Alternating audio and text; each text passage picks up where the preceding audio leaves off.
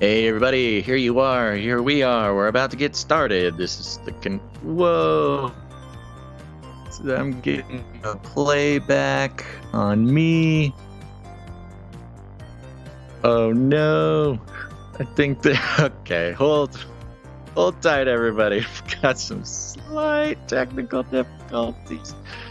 Our master engineer, Gons, is figuring it out as we speak, and I don't know if you're hearing what I'm hearing, but I'm stuck in some sort of time warp where my own voice is playing into my own head with about a 3-second delay, which is about the most disruptive thing I've ever experienced. But look at me go. This is good practice for, I don't know, some sort of apocalyptic broadcast situation. I'm just going to keep going. I'm glad you guys are here. We are... Oh man, I just sent out the text message. Here's a little thing. If you want to get text message alerts for when the show goes live, go ahead and text the word Canary to 877-740-3226. It's 877-740-3226. Just text Canary to that. You'll be put on the list. We don't take any of your personal information. We don't even have your name. We don't have your, I don't know, any of the other crazy stuff, your device IDs or anything. It's a nameless number that gets a message from us, which makes it even more odd when some of you text back to me and say hi. Remember, I can't text you if you text me back, but if you text back, I do see it. And I'll tell you what, we got a lot of silly gooses out there. I appreciate it very much. Let's see here. Woo. I'm still getting...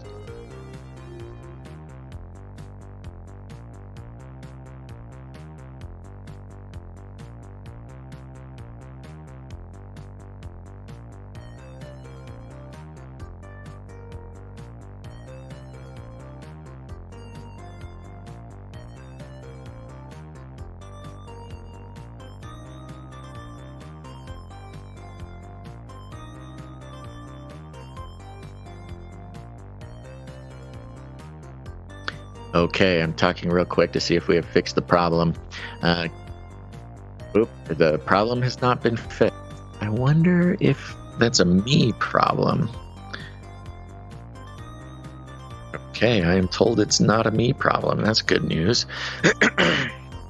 Okay, let's see who here. We're on Rumble, we're on DLive, we're on Twitch, I think. We're on YouTube, of course. Maybe you might be on Odyssey. I'm not really sure, actually. But wherever you're watching the show, welcome. Oh, X. We're on X. We're going to get started here real soon. We're having just some very slight technical difficulties. So I'll take the opportunity to give a shout out to the Rumble viewers. We got Awesome Vito, Jack7, JCS77. What's up, everybody? Let's see, over on YouTube, we got, Sir Darren out of the Hungry Pandas on live. Dead Sea Scrolls Gaming, Sandra, Psalm 40's here, everybody. All right, Liar Bliss, what's going on? One Lousy Petunia, very faithful member of the live crew here. Thank you very much for being here. While I'm at it, I'll remind everybody that they can go to CanaryCryNewsTalk.com, look for a green tab on the bottom or the right-hand side, and a little pop-up will appear, and you can leave us a voice message. Remember, you can use this for whatever you want. You can ask us questions, give shout-outs, tell a story, do whatever you want, tell a joke. That'll be played during one of the producer breaks. Or you can leave a little pre-show prayer. That's right, spiritual producing the show. Be a spiritual producer by leaving a prayer, and we'll play those pre-show prayers at the top of the live show. While you're at it, let's see here. I already did the text message thing. The text message thing. Did the voicemail thing. Well, I will say, here's an update, just in case anybody is out there waiting patiently for the Canary Cry supply drop. This is the first supply drop that we are putting Age of Deceit 1, Fallen Angels, and the New World Order. Very excited about this. As I've mentioned before, we are having some manufacturing issues. So we've been a little bit late on sending that package out. But I want to tell everybody the manufacturing issues have been solved. Things are in motion, and the supply drops should be heading out to everybody very soon. Very soon. Thank you for your patience and your continued support. It really means a lot. And if you're not getting the supply drop, go check it out. Go to canarychristsupply.com. It's not just a great way to support the show for $33.33 a month. That's just $2.77 per episode. It's not just that. It is that, but it's not just that. But also, myself and producers get a chance to create all the strange, weird, hilarious ideas for products that we have on the show. And every quarter, we're sending them out to the Canary Cry Supply Drop. This whole year, we'll be sending out, with the supply drop, DVDs of the Age of Deceit series as a countdown to Age of Deceit 4. Yes, the long-awaited fourth sequel to the Age of Deceit series. Gonza's masterpiece work that will forever overshadow everything that I ever do. But Age of Deceit 1 is going to be coming through in this first supply drop, and then there will be Age of Deceit 2, Age of Deceit 3, and then next year, Age of Deceit 4. Gonz is trying to talk to me, but I'm right in the middle of pitching his film, so he's going to have to wait. And now I'm done. What would you like to say, Gonz? I can hear you, yes. Riveting. Kinda. I mean, I'm still hearing an echo of my own voice into my head. It would be impossible. I mean, oh, did it stop? Okay, sounds like a routing issue.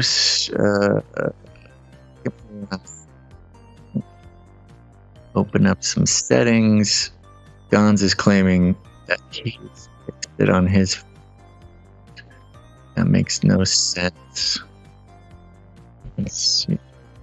Oh, it's check. Hold on 1 second.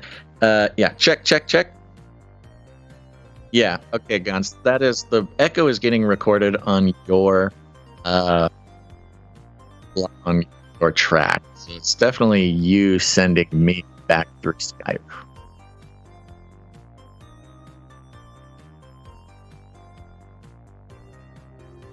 Okay, getting close. We're getting close. Something is set to get piped back into Skype.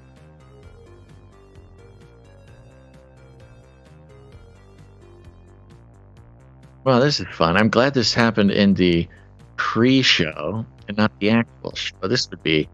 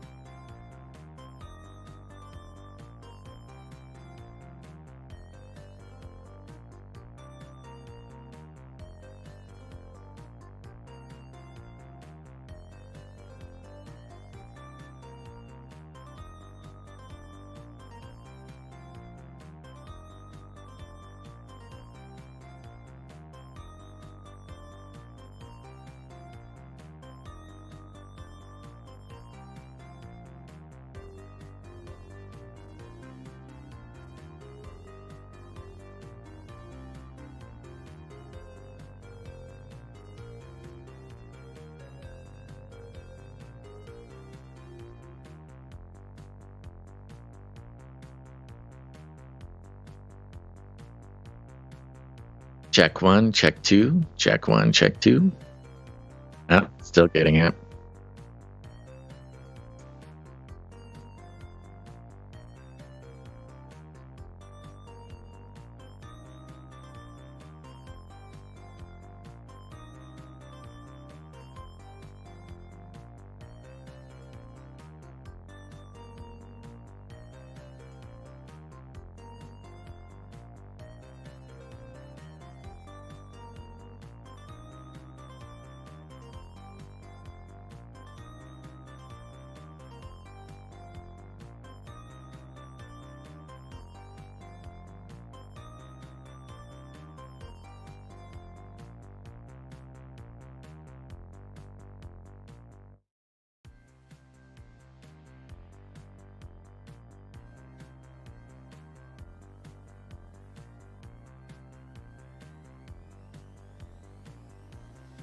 Okay. We might be good. We might be good. Check, check, check. We may have solved the problem here, folks. Give us 1 second. I don't even know if I'm live right now, but just gonna up. We've got good news. We've got good news from Gons. I don't even know if my voice is going out on broadcast, but Gons is making happy noises. Happy Gons noises, which is always a good sign.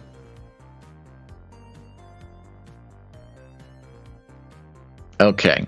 All right. We think we got it. Am I live, Gons? What's going on here? Okay. If you guys can hear me, that would be great. If you could say so in the chat real quick, just as a check. Just as a double check. Steven put a cheers emoji. I'm not totally sure if that's in regard to me. Paper sword, paper sword. Okay, there we go. We did it, folks. We fixed the problem. All right, we're going to get the show started here. I think we're going to be starting out with a pre-show prayer.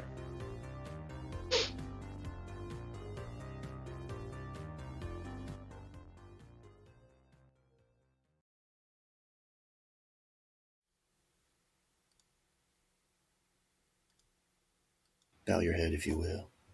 Dear Heavenly Father, every Friday is a good Friday when you're present in our lives. We invite you to have your way in everything around us, in our lives, to your pleasure, for your will, not ours, to be done. Close what doors you want to, open what doors you will. And thank you for all that you do. In the name of the sinless blood. Amen. The world is getting crazier. People are acting more and more insane. The end of the world is tomorrow. Tomorrow. There's only one thing to do when the world is falling apart. Listen to Basil and Gonz as they discuss this week's news and events through the lens of Bible prophecy. You are listening to Canary Crime News Talk. You're listening to Canary Cry News Talk. Today is August 25th, 2023, and we are live to tape on episode 659. And today, Mugshot Warfare. And signing on from Off the Grid, Razzle Dazzle. I'm your best buddy Basil, and you're not crazy. I think I am crazy. That didn't help me. And my name is Gons, director of the Age of Deceit films, your favorite Asian provocateur for Christ. Live to tape from California to bring you the best news, which is the gospel message of Jesus Christ, while reporting the egregious with a well-rounded, biblically grounded take on world events. Okay, take my tech hat off, put on the show hat. Today's immersion phenomena. Patch designs. Patch designs. You didn't go with 5th generation warfare, huh? Well, I thought we would talk about it so much, but yes, it's all wrapped in 5th generation warfare. It'll all make sense, but yeah, what brought me to that view, and you put a word or a phrase to it. We're both kind of seeing the same thing on different, I don't know, perches or something, which is interesting. But yeah, I saw the patch designs as a sort of interesting pattern in today's show. And it's all about, 5th generation warfare, PSYOP, and all that kind of stuff. It's crazy. Yeah. It's been a crazy couple days. Can't wait to get into it. But before we do, Gons, because we are broadcasting on YouTube and other places that are not huge fans of free speech or whatever, we might as well hit that, the thing. The thing. Disclaimer. It's time for a disclaimer. Oh, so loud. YouTube. That's right. And just for all the content moderators and censorship managers out there, be they robots or humans, everything you hear on this show comes directly from the mainstream corporate news media. We do not claim to be experts on healthcare, geopolitics, military strategy, corporate law, or the moral and ethical implications of any of these topics, nor do we implicitly or explicitly support or subscribe to any sources or narratives containing misinformation, disinformation, or malinformation, as defined by the Department of Homeland Security. We're good boys. All right, YouTube, we're good boys. That's right. Let me give you a rundown. Oh, look, here's Basil. Let me bring you up to speed. That's That's right. We're starting out with the most important thing that has ever happened in the history of human civilization. That is Donald Trump's mugshot. Dun, dun, dun. You've seen it. Maybe you love it. Maybe you hate it. But as far as the mainstream media is concerned, it is literally the most important thing to happen, maybe ever. So we'll be exploring the mainstream media response to the mugshot, which gets way deeper than you ever thought it possibly could. And then a quick roundup about the first GOP debates, of course, Vivek, Christie, these types of things. We'll be just doing a quick little check-in with that. Then, of course, Flippy becoming an extension of our own bodies in sort of a fun way. But then we'll be talking more fifth-gen warfare, baby, starting out with drones. Drones. Well, the thing with fifth-gen warfare is it's not just about nation states. It's about non-state actors. We've got a cartel who has an entire drone platoon on its side. Of course, we've got U.S. Space Force putting their getting their act together. We've got some cool laser soldiers that the Space Force has been reporting on. And then at the end of the show, just a quick reminder that the COVID thing is not over, and in fact we better start buckling in because we might have a round two. But first, Gons, our lead stories. We will launch a new age. I am innocent. They're coming after me. They love killing.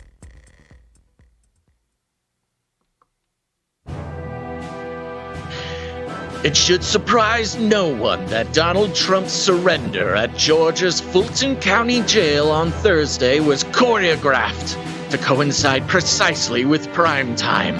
The former president once again proved his media savvy, this time leveraging what people capable of shame would consider an ignominious moment into a perverse grab for the spotlight.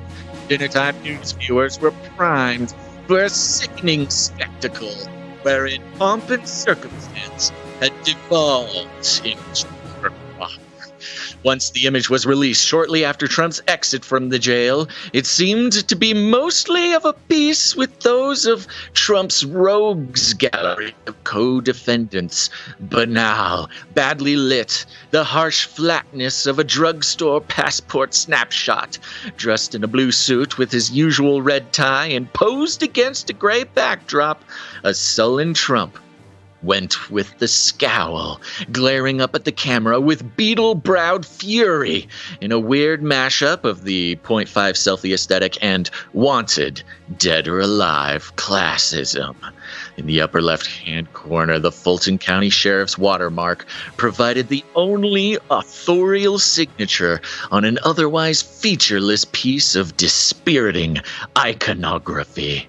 Devoid compositional flair, the photograph was nonetheless gone viral, exerting its own formal power as a historic artifact.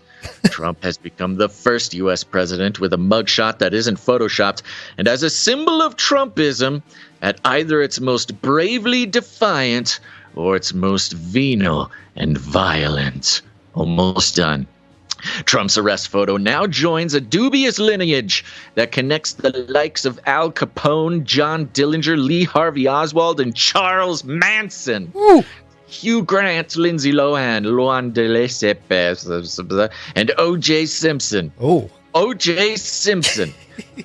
First former U.S. president to be arrested in the case on charges that he had 18 others conspired to overturn the 2020 presidential election. Trump has now expanded the queasy matrix of celebrity and criminality to include his own brand of petty, performative, reflexively pugilistic politics. The man who ran against Hillary Clinton, leading chance of lock her up, is now the presidential candidate with 4 indictments to his name, etc., etc., etc., wrote the Washington Post. Big deal, Gons. Really big deal. Most important thing in the world. And what I loved about the Washington Post's telling of this story is it's truly written in a sort of mythological style. I not jumped around, but I didn't read word for word the whole thing, just the most fun and exciting bits. But in a way, the Washington Post and I agree on this. Especially because he'd been arrested before. He turned himself in before. Mm-hmm. No mugshot was needed. No mugshot was taken. Yeah, why now? Why number 4? Why now? Well, in Asian cultures, 4 is the number of death. They don't put it on houses and stuff. So maybe number 4, the mugshot. There's some numerology going on somewhere. It is truly maybe the most effective, like the article said, historic artifact of narrative crafting or shibboleth sort of symbology. The alerting of one's side and on a matter based on reaction or using a certain word. It does end like this: whether people see him as a criminal deviant or canny disruptor, Trump's mugshot might be the one image both constituencies can rally around, albeit for wildly different reasons. The Smithsonian's National Portrait Gallery hasn't hung Trump's official portrait, but the mugshot has almost made that installation an afterthought. With a digital click from a sheriff's photographer, Trump's most lasting and accurate image has now been permanently engraved in all its dull, bureaucratic non-glory, which is probably as it should be. Love Trump as someone who has taken American-style swagger, arrogance, and impunity to brazen new extremes, or hate Trump as a one-man stress test of the country's increasingly fragile norms, institutions, and the Constitution itself. His mugshot will forever be the likeness that best holds those competing realities in uneasy balance. Oh my gosh, it is a relic in their whole paradigm. It just was placed in their lap and they don't know what to do with it. They're like, oh my goodness, this thing is humongous. It really is a sort of a magical talisman that has been sort of broadcast across the entire population. And as they point out, it doesn't matter who you are. This mugshot means something to you. It might mean something different than somebody else, but it means something, which makes it a very powerful sort of tool to be wielded. And the timing is not something to be sort of disregarded. I mean, the past few days have been crazy in so many different ways. And a Trump mugshot was sort of the best possible thing to distract from other stuff going on. The article ends here with unlovely and drably utilitarian. The image conveys with blunt eloquence a singularly dismal chapter in American political history. The mugshot turns out to be its own kind of indictment. What do you mean own? Is that a metaphor? Is this a metaphor as a weapon? Just looping itself in?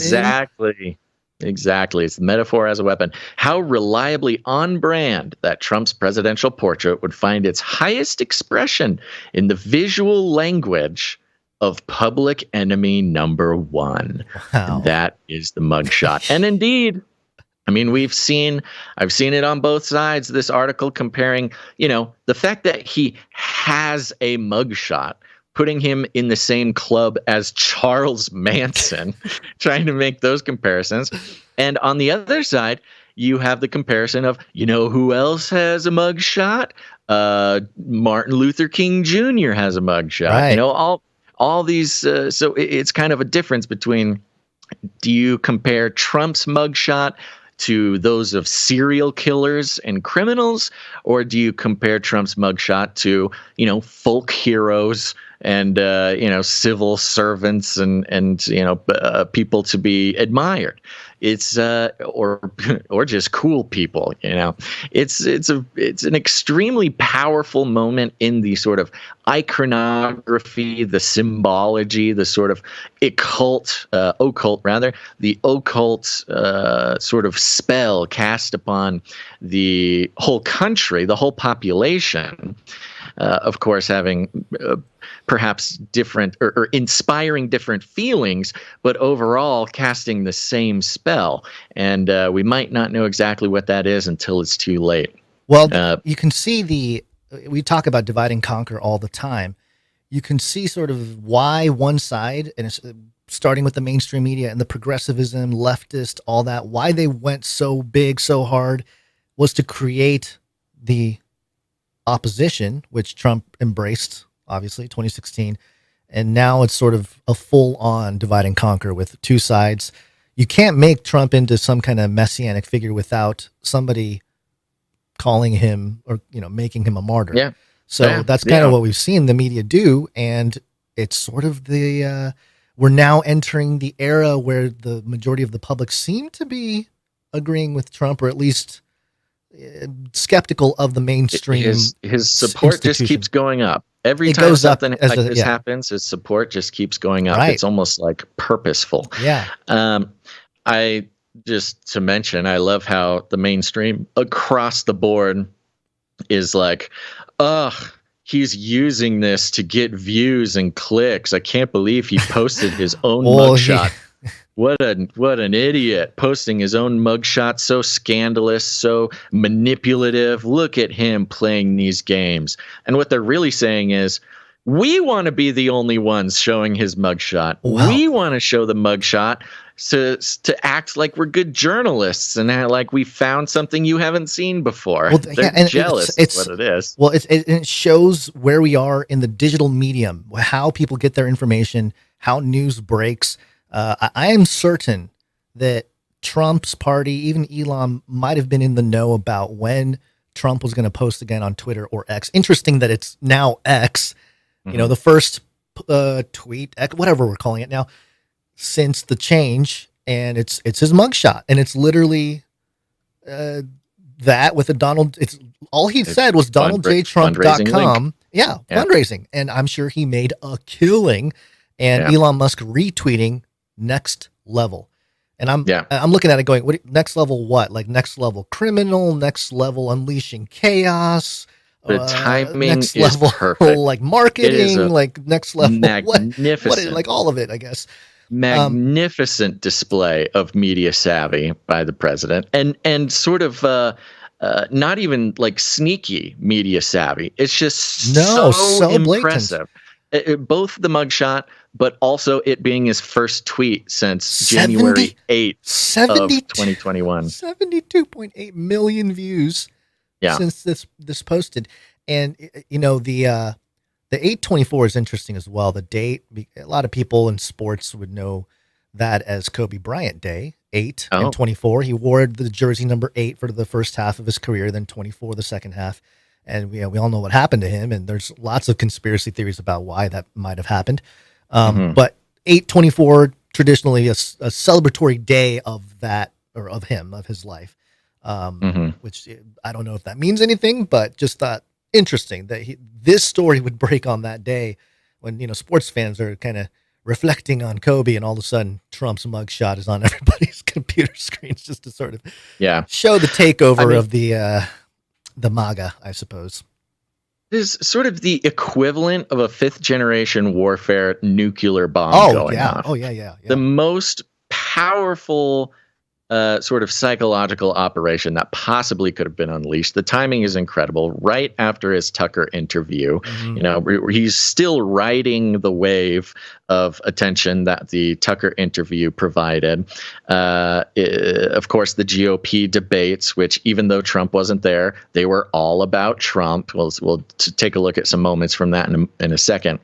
But also, just in time to take attention away from a bunch of stories about how COVID lockdowns might be starting again, and how mask mandates might be coming back, and how the new COVID variant might be causing trouble this winter. The exact same time where people like us and like others who are paying attention to those sorts of things might miss some of the breaking stories about COVID, might miss a couple of those stories breaking about Russia and Ukraine, might miss some of the big sort of tectonic movements going on in the world right now. But before we get into all that, there was some very, oh my gosh, valiant efforts and sort of, I don't know, crash and burns that were more exciting than Prigozhin's plane going down, with the mainstream media trying to come out and have something important to say about the headshot. You got some clips? We're going to start with Jake Tapper over at CNN, and he's recently kind of had like a 180 on Trump. Didn't he say, wasn't it him that said the words Trump was right? And everybody, Jake Tapper was the one who said Trump was right. Yeah. Okay. So here he is reporting on the mugshot. Sad image. There it is on the left side of your screen. Fulton County Jail inmate number P01135809, otherwise known as 45th President of the United States, Donald John Trump. We see on the right side of the screen his Boeing 757 about to take off from Hartsfield-Jackson International Airport in Atlanta, Georgia, on its way back to Newark, New Jersey. Dan Abash, no doubt the Trump campaign and his supporters will try to make sport and make light of the image on the left side of your screen. But the truth is, the allegations and the conduct described in the indictment, whether or not he is found guilty, whether or not you think it is a strong case, the allegations and the conduct are factually accurate. And whether or not tragic. He is found guilty. Yeah. You missed the part where he paused and then ended with it's tragic. But I'm sorry, I stepped on it. But no, it's will all you right. play it again? I want to experience it. Okay. Rewind, everybody. I'll go back just a little bit here. Out of your screen, but the truth is, the allegations and the conduct described in the indictment, whether or not he is found guilty, whether or not you think it is a strong case, the allegations and the conduct are factually accurate and tragic. Tragic. What in the world is Jake Tapper talking about? Whether or not he's found guilty, whether or not the facts are accurate, this is tragic, he says. What a strange response by Jake Tapper. Yeah. Is he a secret Trump lover? Is that what this is? It's starting to sound like it. It's almost like he's after so much. Maybe he's the bully that he comes to terms. He has bad feelings about the whipping that he's done, and he's coming around because he's so sad. Jake, he's like so depressed. It's kind of like, whoa, Jake, cheer up, buddy. All right, it's gonna be okay. If you need to talk, man, if you need somebody to talk to, give me a call. Man, we can get through this. We'll get through this together, through this tragic moment. He's literally, this is not the first time Trump has even turned himself in. It's the fourth indictment. Fourth time, but we got the mugshot. I mean, that's the funny part.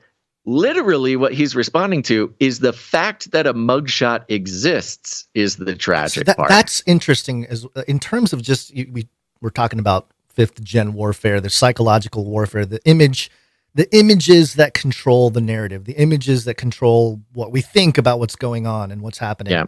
It's wild, man. It's wild to think that he's already done all that stuff 3 times, but because there's no images, really, the only people getting mad are, really hardcore followers of what's going on or whatever.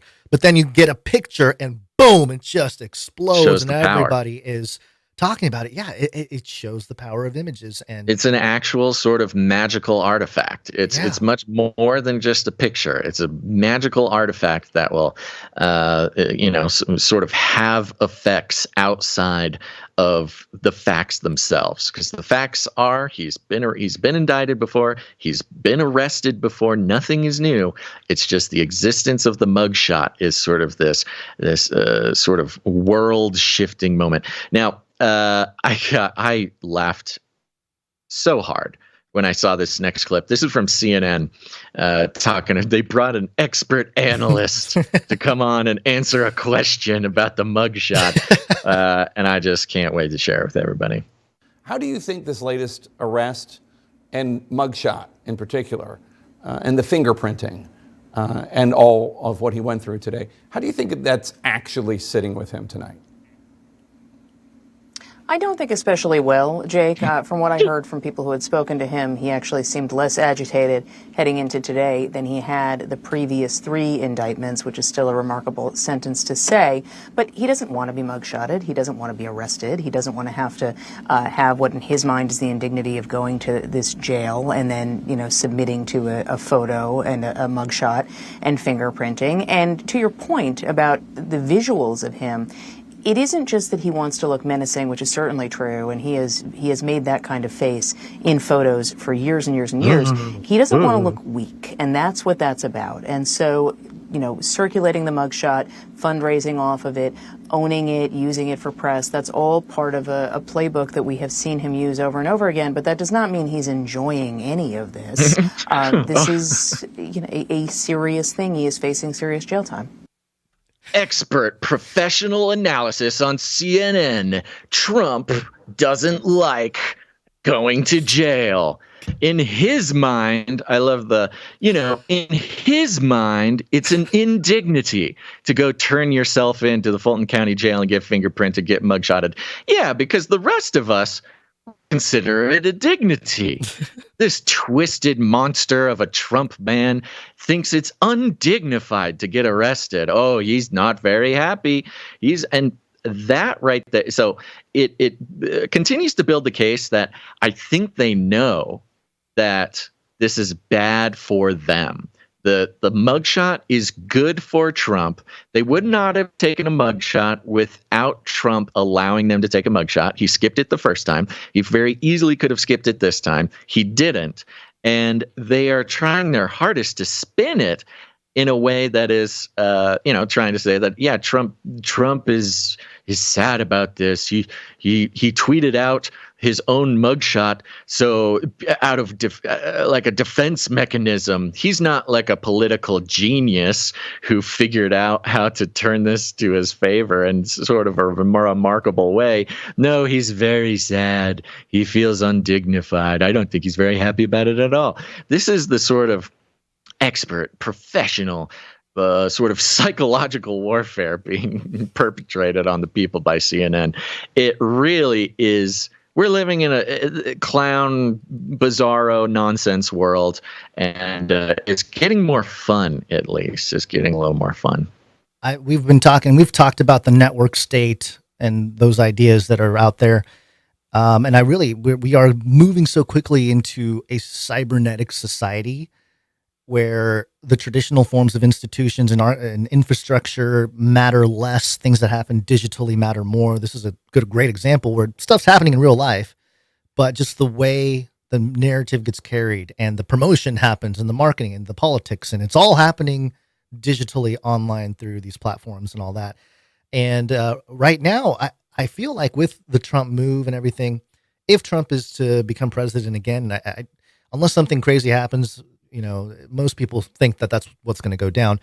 We'll probably see a continued sort of conservative winning streak or something for a few years, perhaps.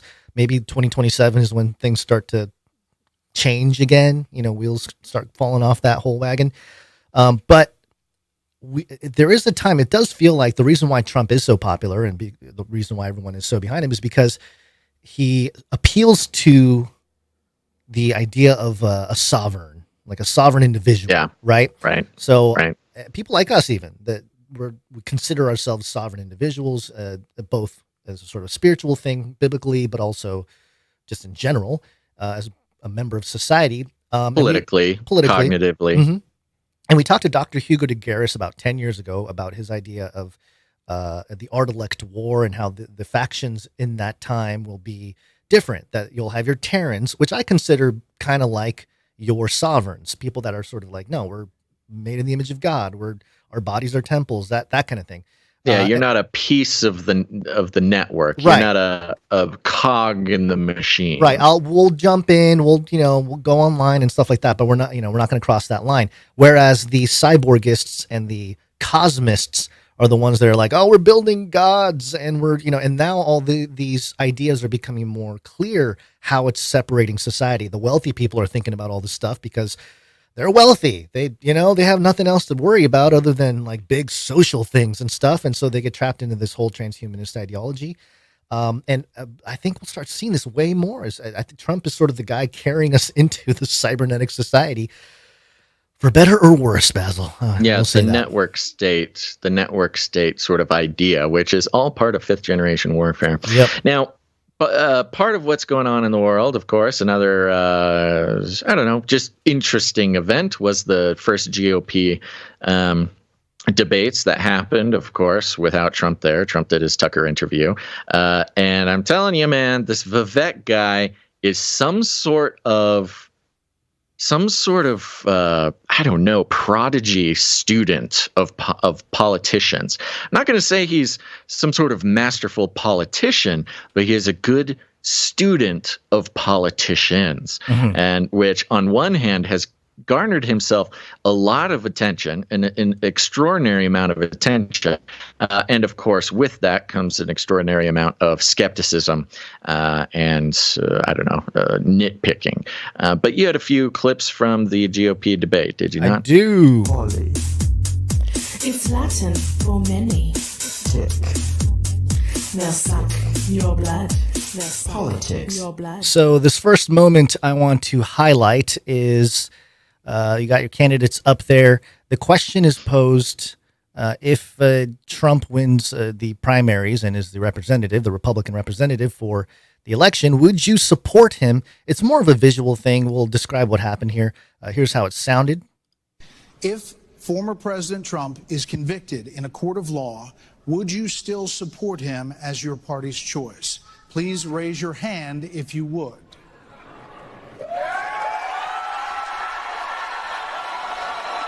Okay, so for those of you just listening, you have the stage there. I think their podium positions were based on how popular they were or something like that. There's some I read somewhere that there's some correlation there. You've got Desantis, who's currently in number 2, in the middle on the left-hand side. Right, there's 8 people up on stage.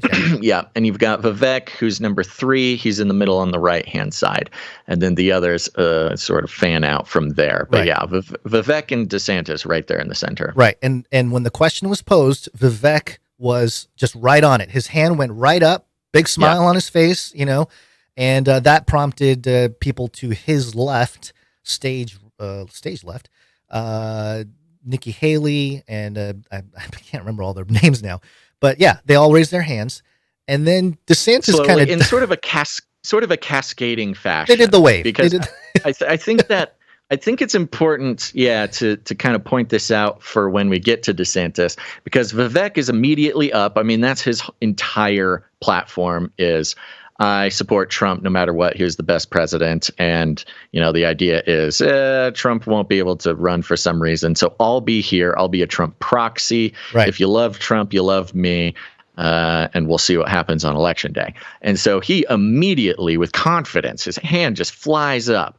And then it kind of moves from there. You got different people thinking at different speeds. And they don't really start joining until the crowd starts going wild. They see that the crowd goes berserk for Vivek holding his hand up, and they see, oh, okay, this is a good thing to do. And Nikki Haley raises her hand. Then the two people next to Nikki Haley go up one after the other. And the real sad part that everybody's sort of pointing out is DeSantis's reaction.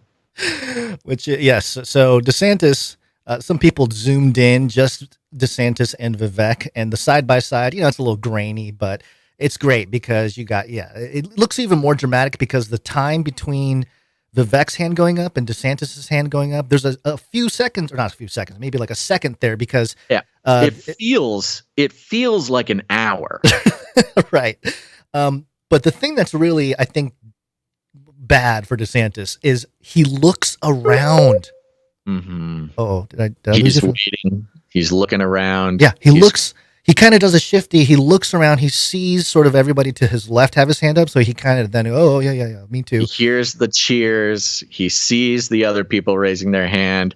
He obviously wasn't going to raise his hand. And he makes just the most pitiful, honestly, it's so pitiful. It's like a half hand raise. He doesn't even raise his hand all the way. It goes up halfway. It's very meek. It's very beta is what it is. Right.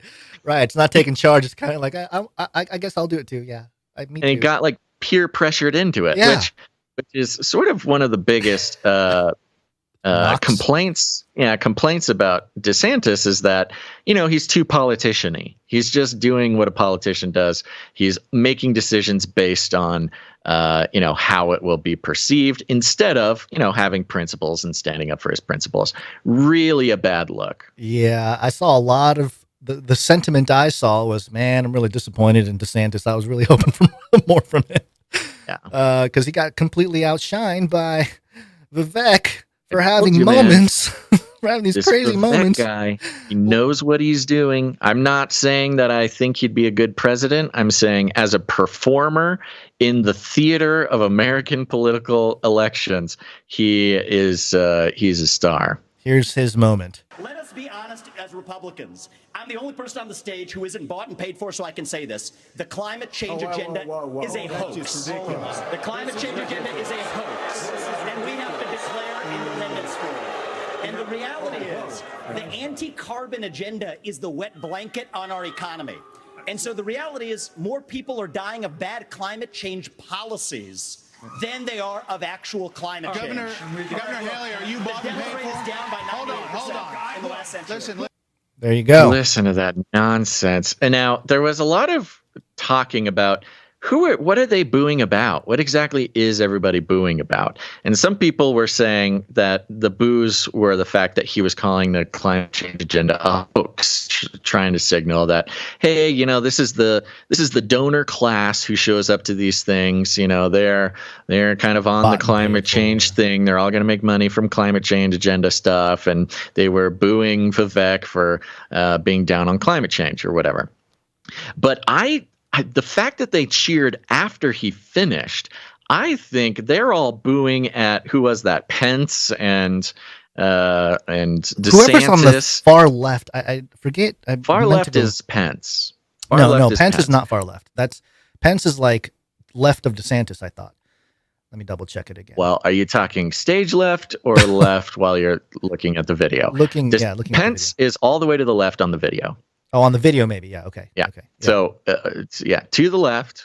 Anyways, so I think they were booing the really pitiful attempts at being like, oh, whoa, you can't say we're bought and paid for. Whoa, hey, are you going to allow this? You're going to allow this guy to say that we take corporate money for political favors and blah, blah, blah.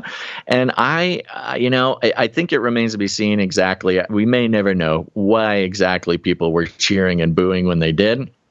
They could have just all been robots. Who knows?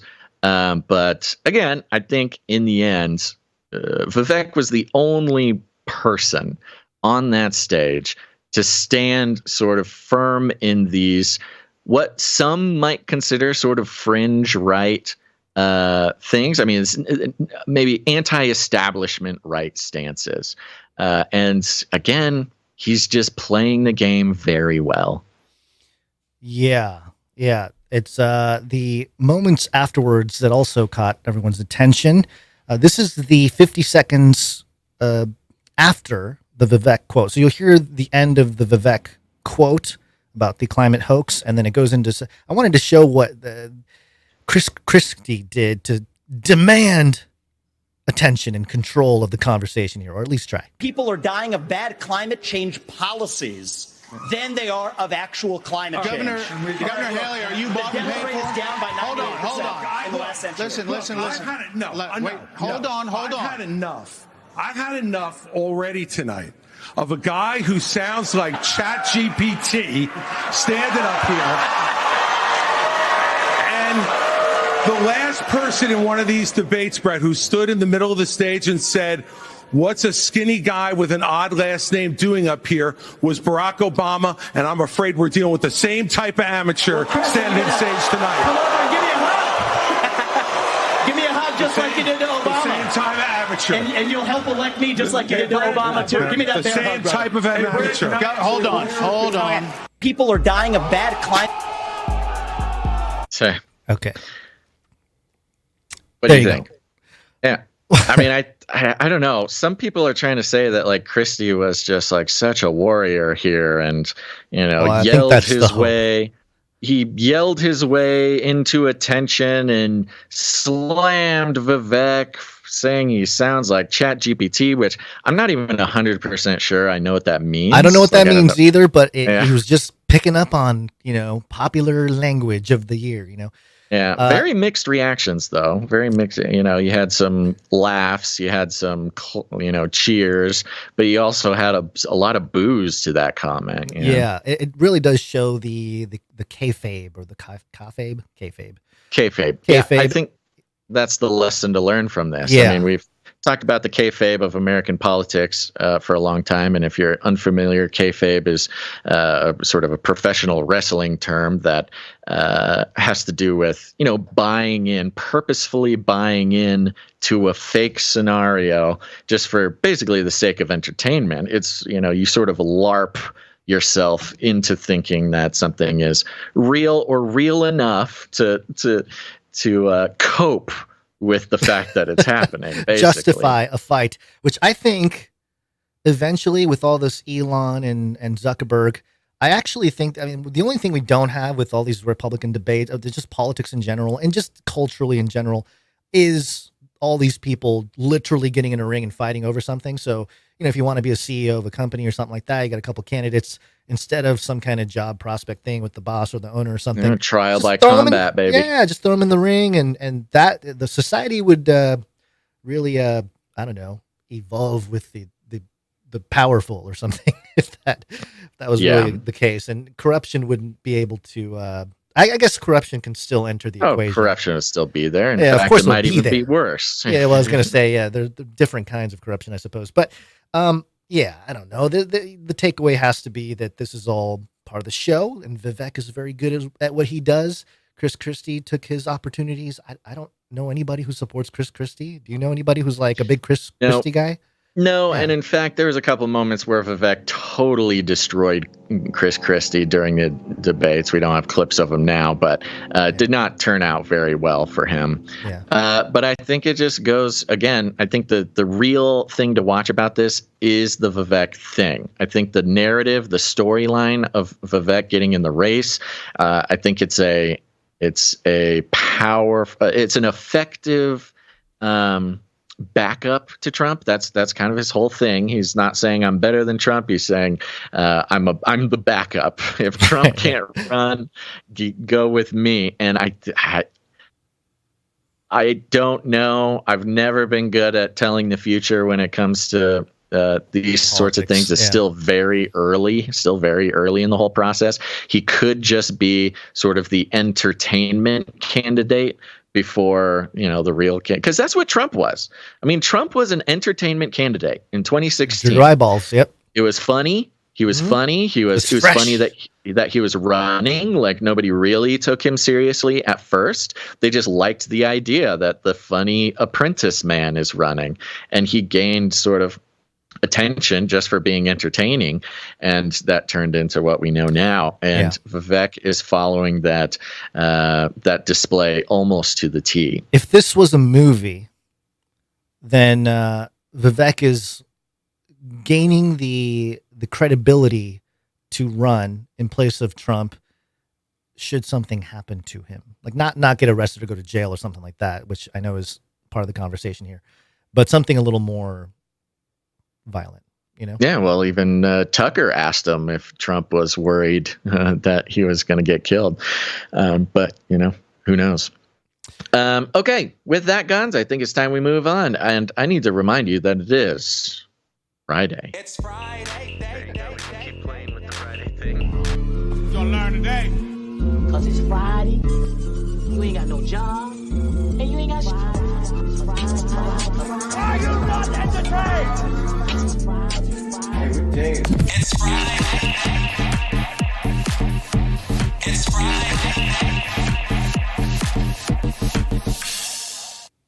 That's right. It is Friday, folks. We made it to the end of the week. Congratulations to everyone. And if you work the weekend shift, strength be with you. I was going to just jump in and thank some producers unless you had a fun story for us or something, Guns. I'll just tell the story momentarily. Last night, I had a little bit of an existential moment. I was making some chicken sandwiches, and I was trying to make actually chicken sliders. And Wow. I had the loaf of Hawaiian bread. And, you know, I did that thing where I cut it down the middle, right? You cut it, you cut the whole thing down the middle so you can make like a bed of the lower buns, and then you can put all the stuff in there and put it in the oven.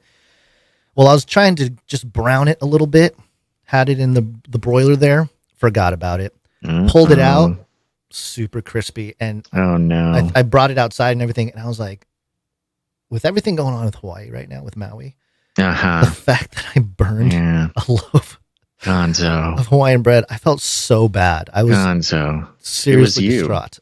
You I did it. I did it. Yes. did In it. retrospect, you know, the time traveling thing works a little funky, but yeah, I guess I'm just you can just blame me. I'm the arson from the future that caused the whole. Well, and if anybody thinks that's in poor taste, blame Trump. Trump's the one who did it. Okay, well, here's the thing, folks. We are on the value for value model. Ever heard of it? That's what we do. We don't go. Let's thank some executive producers.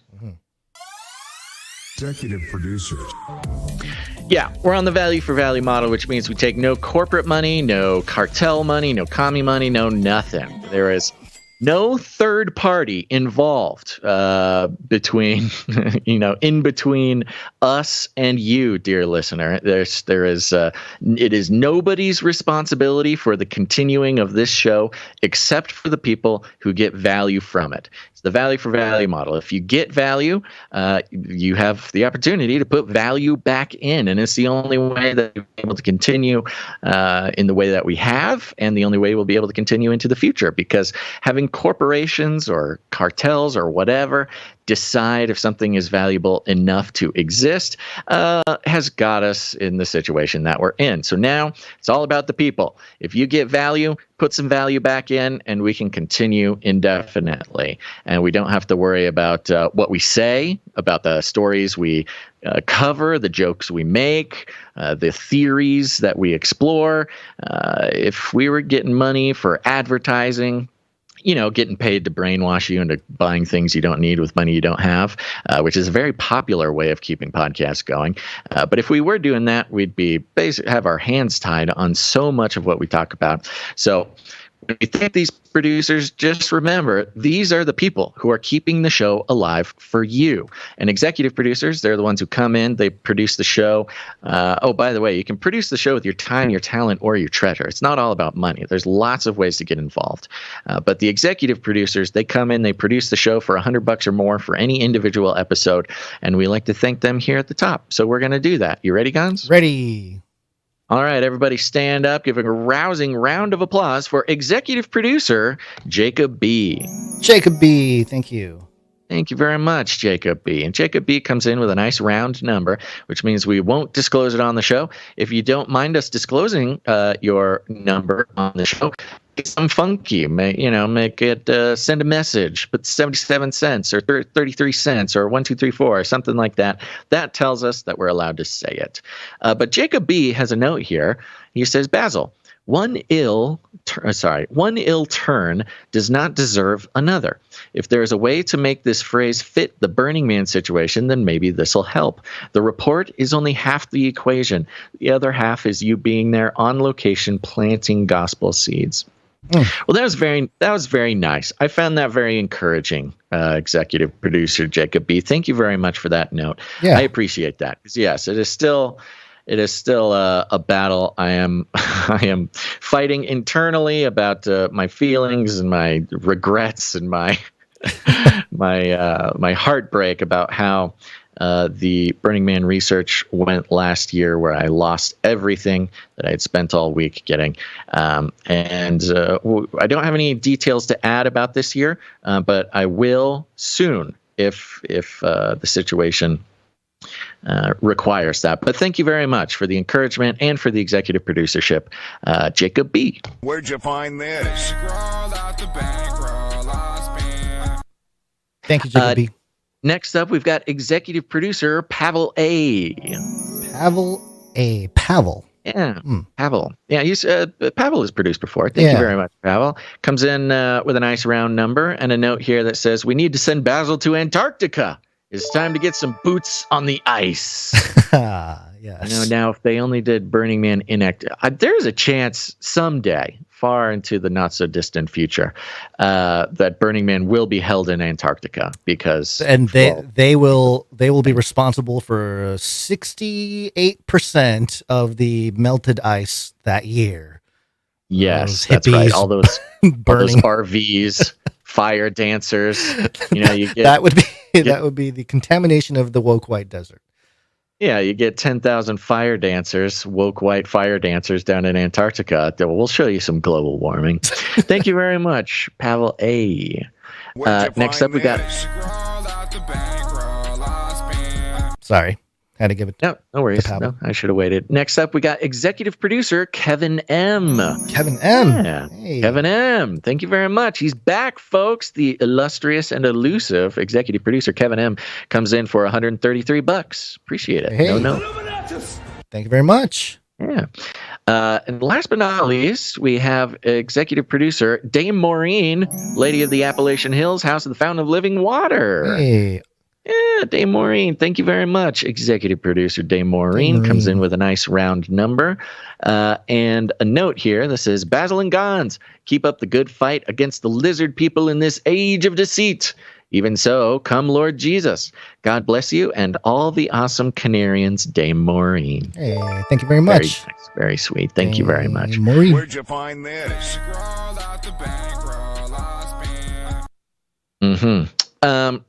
Okay, you know what? I'm just going to thank the rest of the financial producers today, because it's an extremely short list. Thank God for these executive producers. They, of course, hold a very special place in all of our hearts, and they saved us today, because as far as regular producership goes, we have Doris E., producer Doris E. coming in. Doris, thank you very much. Yeah, Doris E. comes in with 1111. Hey, 1111. That's... I haven't heard that one in a while. Thank you, Doris. Yeah, thank you very much, producer Doris. I don't remember. I don't recall Doris before. It might be a D. Muchin, but if it is, you just let us know, Doris. We will play the jingle for you next episode. And I think that's it. For for the regular producers. That concludes the list of producers who came in over $7.77, which entitles them to have a note read in the show. We got our streakers. They came in under the 777 mark, and we'll thank them real quick. Starting, who did come in was producer Malik W. Hey. Under 777 or above? Under 777. Okay, yeah. Great. There's a discount day for Malik. Thank you very much. Malik W. came in. He's on a 11 episode streak. 11 episodes. Almost that 12. We'll be walking on the sun next time. Yep. That's right. Thank you very much, producer Malik. Of course, we have Veronica D. 298 episodes in a row. Thank you, Veronica D. I guess we're playing yeah. Okay, go ahead. Go. Sir Scott, Knight of Truth, 325 episodes in a row. Thank you, Sir Scott. And you got a jingle for this one. I'll give you 3 seconds to find it, because we have Sir Casey the Shield Knight, 337 episodes in one straight row. I'm looking for it. I cannot find it. Wasn't enough, was it? It wasn't. Wasn't enough, was it? Oh no! Well, sir, here's the thing, folks. Hold on. Maybe it's if you don't know, Sir Casey the Shield Knight has the longest running streak of producerships. He comes in under the 777 mark every single episode. Very impressive. 337 episodes in a row, I believe, is a little over half of all episodes that have ever been created. Yeah, it's more than half for sure. Yeah. Yeah, so yeah, that's Sir Casey. Sir Casey is unite. There we go. There it is. So he's been producing so long, he got his own jingle for it, which Gons is now going to put front and center on his soundboard so we never miss it again. Next up, we got Dame Gail, Canary Whisperer, and Lady of X's and O's. 296 episodes in a row. Yep, thank you. And we got Sir Morv, Night of the Burning Chariots, 269 episodes in a row. Thank you very much, Sir Morv. Okay, that concludes our list of financial producers. Thank you all so much for keeping this show alive. It's the only way that it happens. We'll be thanking producers who come in with their time and talent a little later on. Just want to plug a few things. Remember to go to canarycrymeetups.com. Then there's some meetups coming up in September. So go see if there's a meetup near you. If it's not near you, put one on yourself. Super easy. canarycrymeetups.com. We'll see you at the meetup. Mm-hmm. We will.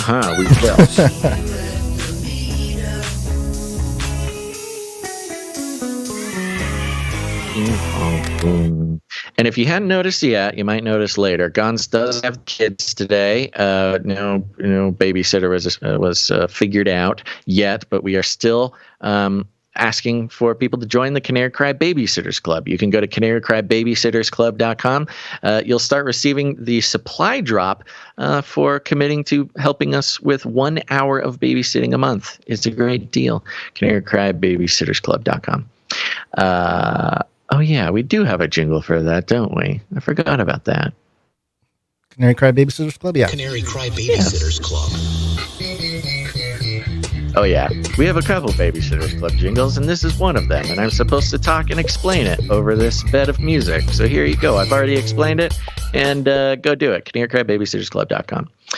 All right. Let's get the show going, huh?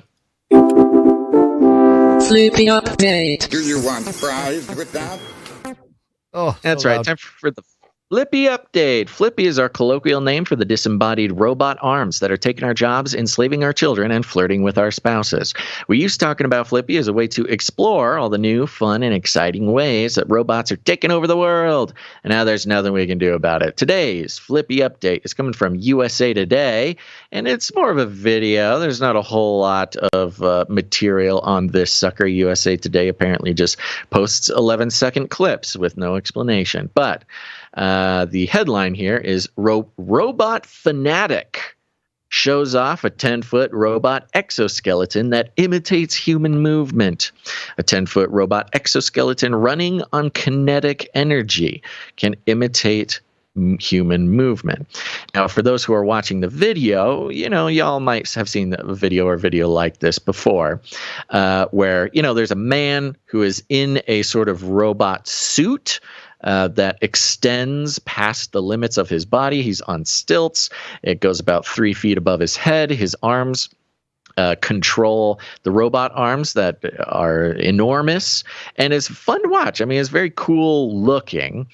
We've seen stuff like this before, and it never ceases to look very cool. In fact, one of the exoskeleton type robots that I'm enthusiastic about, which is from a robot company called Prosthesis Robotics, which is funny because they don't make prosthetics.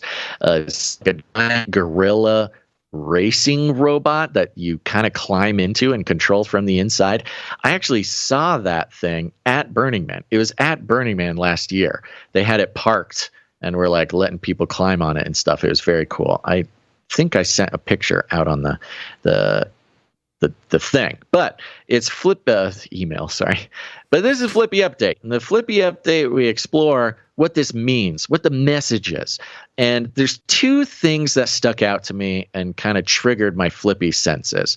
Number one is they claim this guy's a robot fanatic. This is not, a robot corporation. This is not a robot company trying to commercialize something. This is not, at least it is not reported that way. It is reported as a robot fanatic, just a guy who built a thing.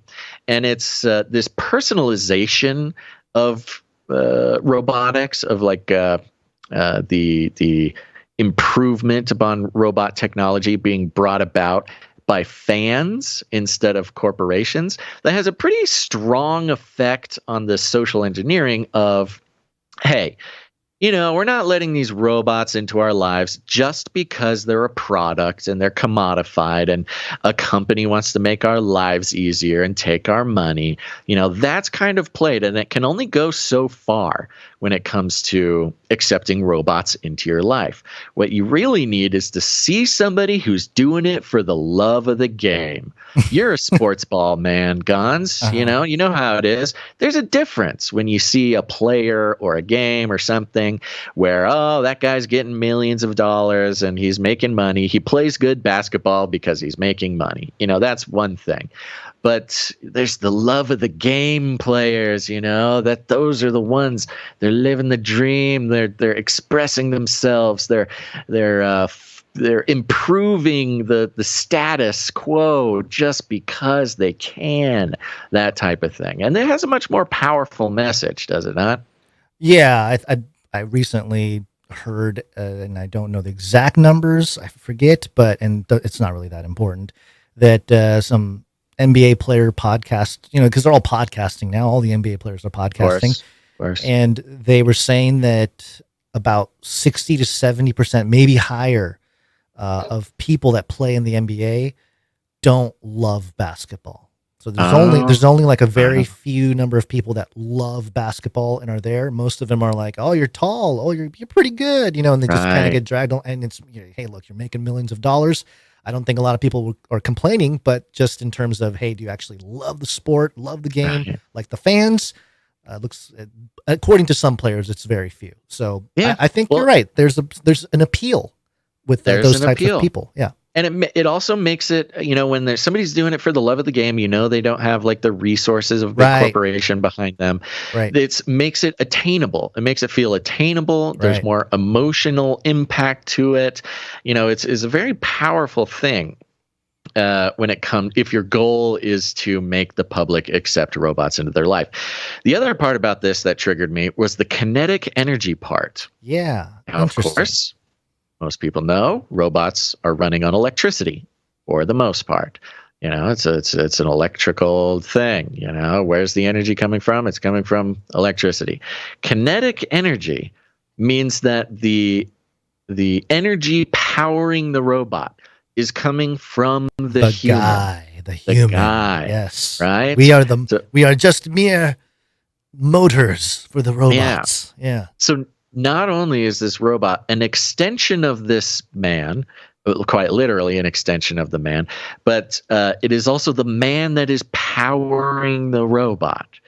Now, of course, this could mean that, it's maybe the robot doesn't have like a ton more power, or say, I don't know. I don't know exactly what the practicalities of that means, but the emotional message, the philosophical message, the whole, psychological operation going on here is this guy is inside this robot because he loves it. The robot is improving the human by extending the human's capabilities. The human is extending the capabilities of the robot by being the power source of the robot. And there's a symbiosis. And not for commercial gain, but for the love of the game. And I think we're going to start, there's always attention being given to like YouTubers who build a robot or something like that. We saw the guy who built the Johnny 5 robot, and it was a very emotional story. And we have, again, this sort of theme that don't worry, this isn't Elon Musk trying to get a robot into your living room so he can spy on you and take your data and then whatever. This is people are doing it voluntarily, sacrificially, bringing to life the robots that are improving their lives, extending their abilities, and powering the robots themselves. I think it's a very powerful message, and will have a great effect on lots of people when it comes to the acceptance of robots, possibly even as people. Yeah, and this is the avatar predictive programming thing too, where you're sort of in a body that is more, at least in this case, it's just bigger. But the part that struck out to me in the clip is he shows his dexterity by moving his arms, but then also wiggling each finger individually. And then he is handed a ball and he throws the ball. I can see a sports league of just this. That's how you would start the accessibility type of thing, where you have, a select group of people that get to access, and then it's gender neutral. It could be a guy or a girl. It's very transhuman. You're extending past the powers of the human body. Right. However, the human body is still responsible for powering the machine. Right. But it's it's delivering a higher return on investment when it comes to interacting with this robot versus like a corporate one. What they should do is have some fans get into these suits and play real NBA players at like an all-star game or something. There you go. If I see the prosthesis robot again at Burning Man, I am meeting them. I am interviewing them in it. I am going to see if they will at least let me suit up and get inside the giant gorilla racing robot. Yeah. We'll find out. Excellent. All right.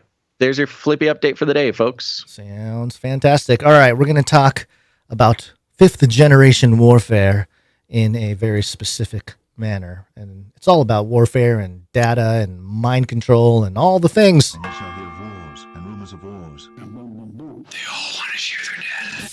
Yeah, Armageddon's on the way. Mind control weapons. Quite the lineup. Sorry, I had like 8 of them all lined up. They're ready to go for the thing. Sorry, they're not on the notes. I didn't know they were coming. Just real quick, just because I'm like in the 5th generation warfare rabbit hole right now. I'm like right in the midst of it because I watched a documentary on it. I've been doing a bunch of reading, and it's very difficult to understand. And I think a lot of people, I mean, even the scholars who are sort of responsible for defining what 5th generation warfare is, are sort of contested about what exactly it is. And just to run people through, because we'll be talking about this a lot more, but 1st generation warfare, you're talking sticks and stones, tribes fighting. 2nd generation warfare is lining up a bunch of guys, like big armies meeting on a battlefield. Think Revolutionary War, think, Greece, ancient Greece, where you have 2 gigantic groups of people meeting in one place and they fight, and that decides the war type of thing. That's 2nd generation. I hope I'm getting these right off the top of my head. I should have made notes. 3rd generation is when weapons start coming. This is World War I, where the weapons of war require a change in how war is done. You've got long-range rifles, you've got artillery.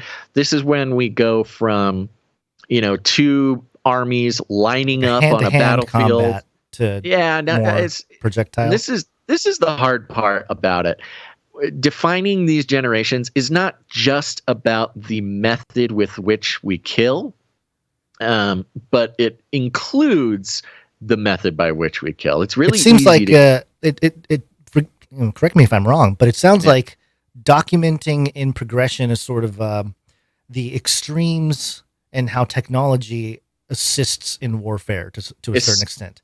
Exactly. So it's a mix, right? So defining these generations is a mix between the technology available, the strategies that make sense, right, not just the strategies context, used, but the strategies that make sense in the context, the politics behind why the wars are being fought, right, and the perception of the war, of how the war is being fought. So 3rd generation, you're talking World War I, you're not lining up, you're in trenches. Right. It's very slow, it's very grueling, and you're still sort of doing nation states, for the most part, but it's a little bit more like coalitions. There's ideology starts getting involved. It's not just war between 2 nations. It's kind of a war of ideology starts to seep in. 4th generation is what's called insurgency warfare. This is kind of where we started in Vietnam, all the way up through Iraq and now in Ukraine, which is it's much less guys in trenches. It's much less direct military targets, but it's kind of the targets start to get amorphous. You're bombing. I mean, the Air Force is one big part of it. You're bombing villages, you're bombing people, which are just like these weird little kind of precision strikes that don't necessarily kind of gain you any ground or anything, but they are starting like the cluster munition type of stuff. All Air Force is kind of included in this because of the psychological effect of, hey, I could just fly 1,000 miles into your border, bomb something, and fly out. Kind of like that. And now keep in mind, all these generations of warfare, they're not linear. You don't move from one to the next or say, well, this is third generation, not first generation. They are all contained within the next one. And the next one is fifth generation. And the fifth generation is really trippy. And there's a couple of characteristics. I'm not going to be able to give you a full education on this, but I hope to talk about it some more in more episodes. But it's much less definable because fifth generation warfare is, in a sense, full domain, full spectrum warfare. This includes psychological operations. It includes cyber attacks. It includes corruption of government officials. It includes social engineering is a big part of it.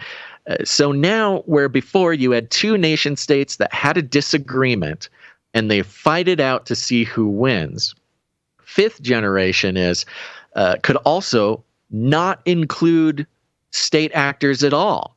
Fighting these wars is not two nation states trying to win. It's corporations, it's non-state actors, corporations, cartels, ideologies, things like this. We here on this show would call them network states. It's very tied into the network state idea. But just some things you might be able to fit into fifth generation warfare: cyber attacks, biological attacks, social engineering attacks, tearing a country apart from the inside through bipolarization politically, slowly taking out resources like food factories and stuff by setting them on fire one by one and letting it's not just about destroying the food resources, but it's also the psychological and political effect of doing it slowly and silently. You also have the programming and the corruption of politicians to act on behalf of not just another nation state. So it's not just the Confucius Institute coming in and corrupting young politicians to pass legislation favorable to China, but it's also for corporations, corporations coming in, getting government to act on their behalf and stuff. And a lot of people are saying that we're in a fifth generation war right now. Some of the defining characteristics of fifth generation war is you don't even really know it's happening until it's over. As a civilian, you don't even know you're in a war until it's over and people start telling you that, yeah, we just had a war type of thing. This is very new and it's still developing, and there's a lot of academics still happening. But there's just a little bit of background that will start to kind of connect a lot of stuff that we talk about on the show. Yeah. Propaganda is a big part of it. Yeah, I was going to say the wiki page mentions the Arthur C. Clarke quote, which I also quoted in Age of Deceit 2, any sufficiently advanced technology is indistinguishable from magic. And that being a main characteristic of fifth generation warfare, at least according to Wikipedia. You can maybe agree or disagree with me, but it's fun. Mm-hmm. It's fun because just as a comment, when you start researching fifth generation warfare, there's a lot of scholars and academics that hate the fifth generation warfare Wikipedia page. Because the Wikipedia page specifically. Yeah. Specifically the Wikipedia page. And a lot of people are claiming that intelligence agencies and stuff are specifically It's trying actually to part of confuse the people with the part of the warfare. Exactly. Yeah, you're in the warfare. If you look it up on Wikipedia, you're in the warfare. Which, by the way, part of the warfare. I all I did to find it, was use my fingers, my digits here, and type it on a keyboard and look it up on the internet. And you know how the Bible just applies to everything, and you can just apply it to anything in the world, even our generation here. Psalm 144, verse 1, it says here, a psalm of David, blessed be the Lord my strength, which teaches my hands for war and my fingers to fight. I think the Bible was talking about keyboard warriors, Basil. Keyboard warriors. For our generation, we read that and we go, oh, yeah, 5th generation warfare. We fight with our fingers, typing on keyboards and stuff. This is very much war. So, yeah, I didn't realize it. We just, I guess we're a squadron in some kind of 5th generation warfare. And maybe that's why apparently we don't get any, help from the YouTubes and the different platforms. Seriously. This is the enemy to their winning whole situation. Okay, so yeah, a great summary there. I think we'll use the context or the ideas of 5th generation warfare a lot in reference as we move forward. And one of them is in the context of drones. Drone strikes have saved lives. Can we shoot them down if over our property? Drones. And you had mentioned it, and this is built into our value for value model here, the idea that we don't accept any money from corporations or cartels. It's actually in our jingle. Value for value. We take no money from corporations, commies, or cartels. It's very appropriate because the Daily Beast here has an article. The wrong people just got their hands on an elite drone unit. Ooh. Let's find out who. Who's the wrong people? Were they MAGA? Mexico, one of Mexico's most violent cartels, has just created its own elite unit of drone operators, a highly trained group of sicarios dedicated to tweaking commercial drones and turning them into flying bombs to use against rival cartels and Mexican authorities, according to U.S.-based security analysts, Mexican officials, and cartel members who spoke with the Daily Beast. Oh, Daily Beast got a little... Ukraine. Ukraine walked so the Jalisco New Generation Cartel could run. The ruthless Jalisco New Generation Cartel, CJNG for its Spanish acronym, began weaponizing commercial drones more than 4 years ago, according to research and Mexican authorities. The creation of specialized drone units, however, indicates that the cartel is shifting its drone operations into high gear. Quote, we began training as a group in 2021, but only this year we started operating. A Jalisco Cartel New Generation member of the Operadores Droneros, drone operators, Operadores Droneros, told the Daily Beast on the condition of anonymity. This is the line. This is the line where I think of how do you say who in Spanish? Is it quien? I think it's quien, right? It's like the scene, I don't know. The scene from like the back room where they're trying to figure out who the snitch is talking to the Daily Beast. The group is mostly dedicated to finding and attacking rival cartels like Los Viagras, Knights Templar of Michoacan, and the Sinaloa cartel in Jalisco, the cartel operator said. Quote, depends on which drone we use, but we can be miles away and confirm that they, the rivals, are at a certain house or vehicle and then crash the drone with the explosives, he said. Oh my gosh, this is craziness. The group has even come up with its own patch to distinguish themselves among the ranks of henchmen of the Jalisco New Generation Cartel, according to researchers at CO Futures. It consists of an image of a quadcopter drone and the face of a skull at the center. The patch has the CJNG letters at the bottom and the words Operadores Droneros at the top. The group is allegedly composed of a dozen men, the 12 disciples, and currently operates only in Michoacan and Jalisco states, according to the cartel operator.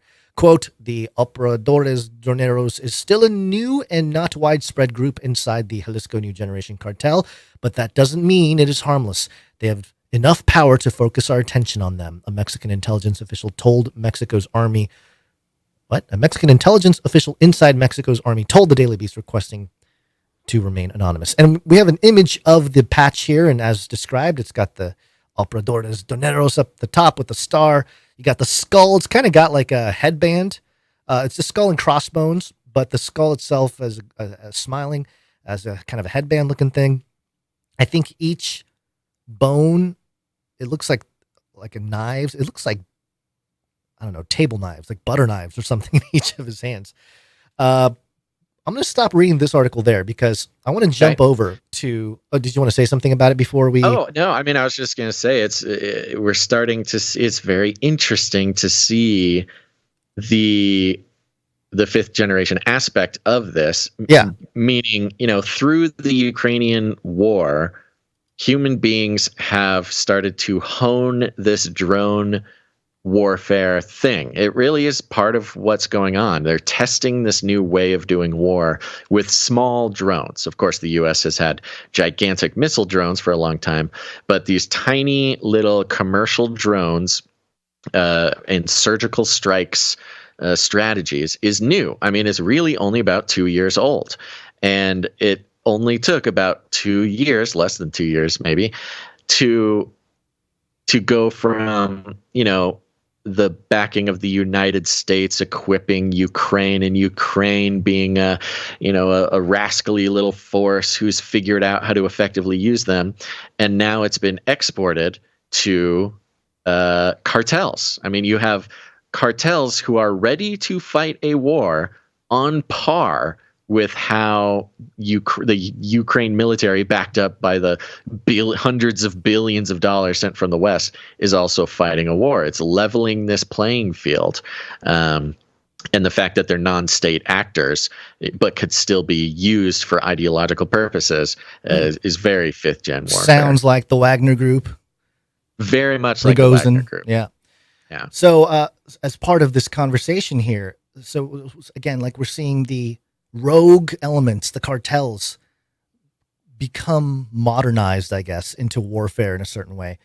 And that means that the establishment itself needs to have its own development. And so we will go there now. We're talking about Space Force. You know what? I didn't prepare the jingle for Space Force, but I do have it here. Space Force. Space Force. A spaceship. They make their sound, which is kind of like a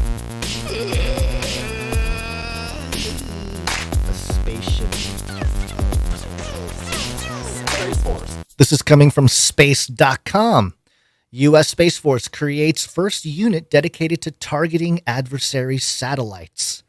So while the cartels are going to be fighting each other through drones on the ground, allegedly higher up, it's going to be something else. There's a quote here for the subtitle of the article. We are changing the way targeting is done across the joint community when it comes to space and electromagnetic warfare.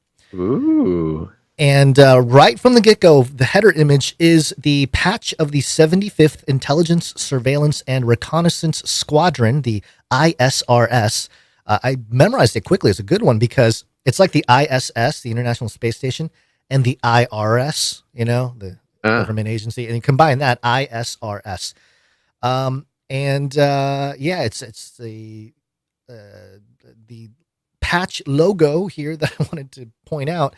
Which, how would you describe this, Basil? You're good at doing the descriptors. Yeah. We've got a vertically oriented oval with a gray border, the background of which is sort of a scaled dragon scale, dark background. Mm-hmm. In front of that, you've got sort of an illusion-like triangle. There's a name for I think it's like it's the impossible shape triangle.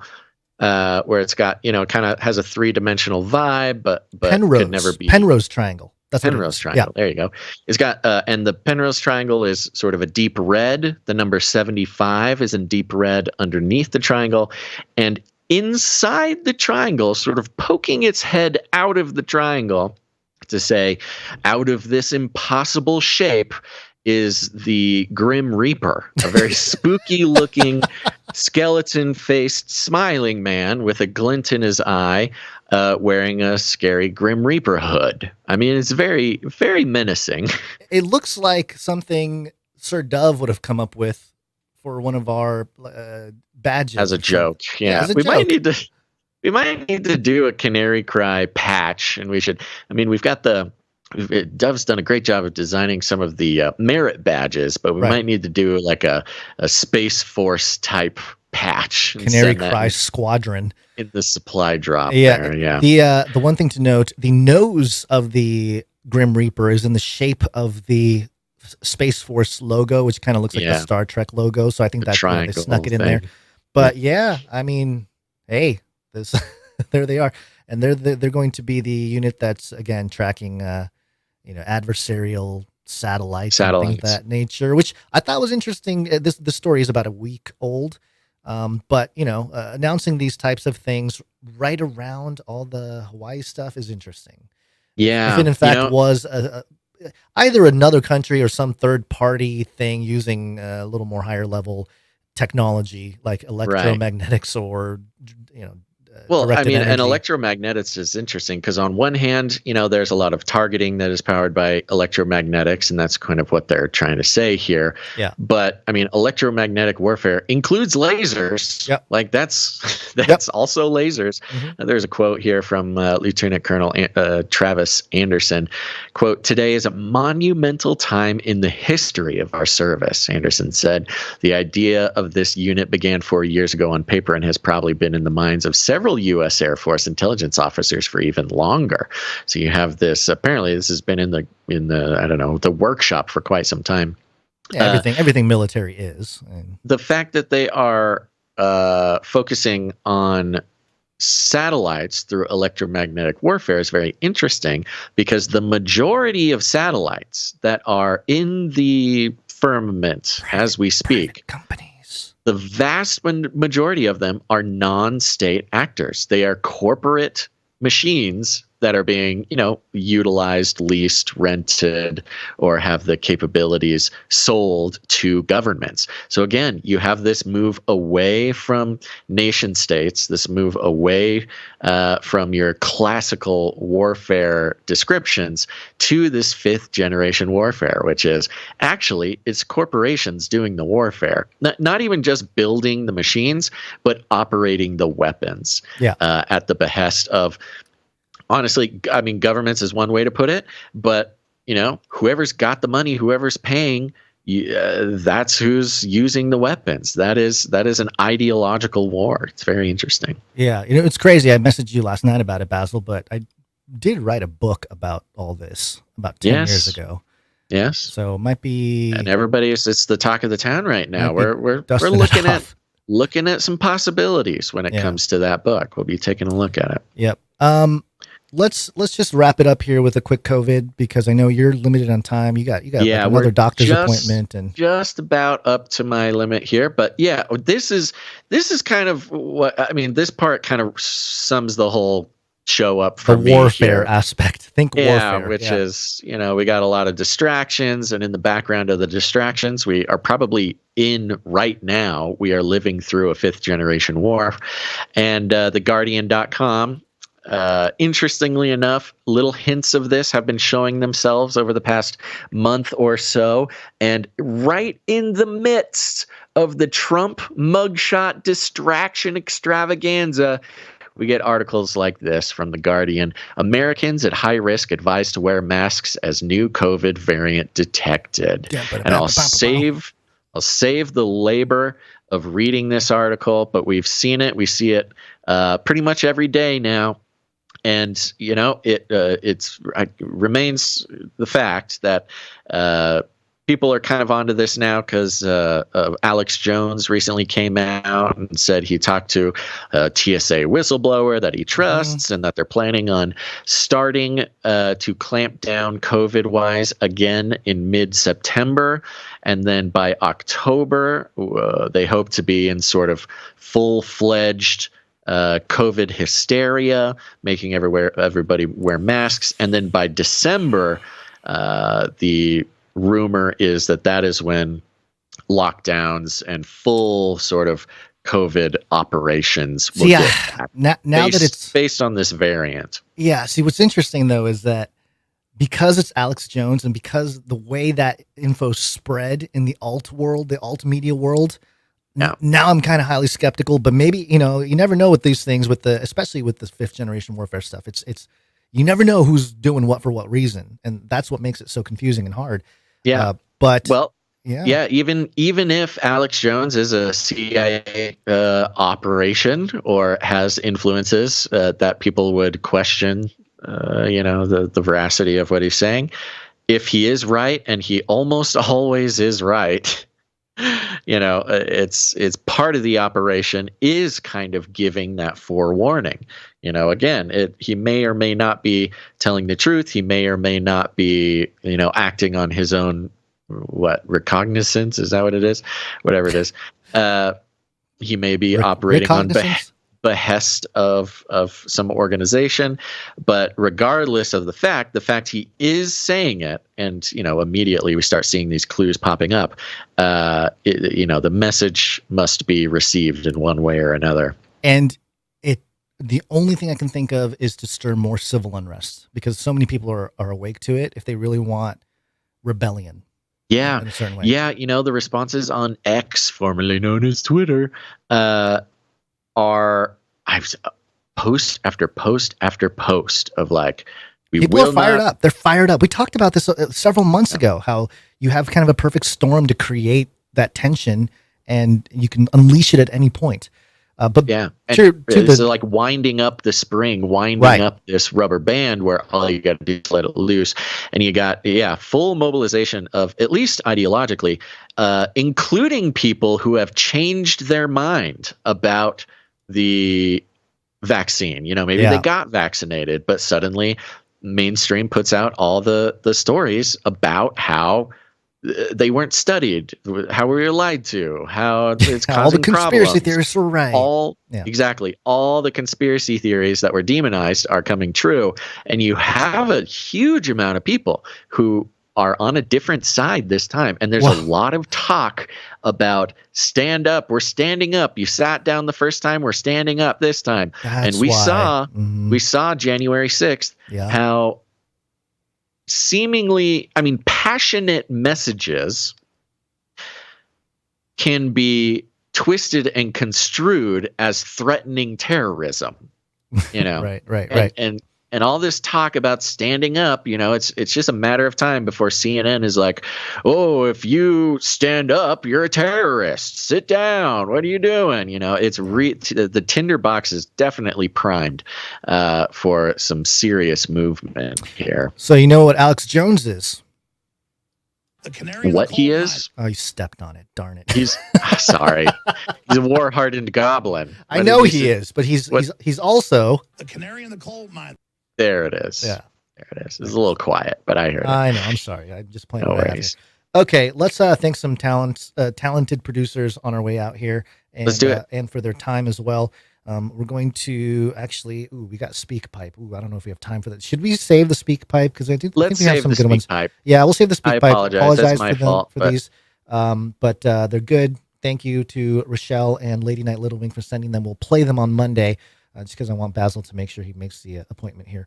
But we will do a little audio production here. Audio production.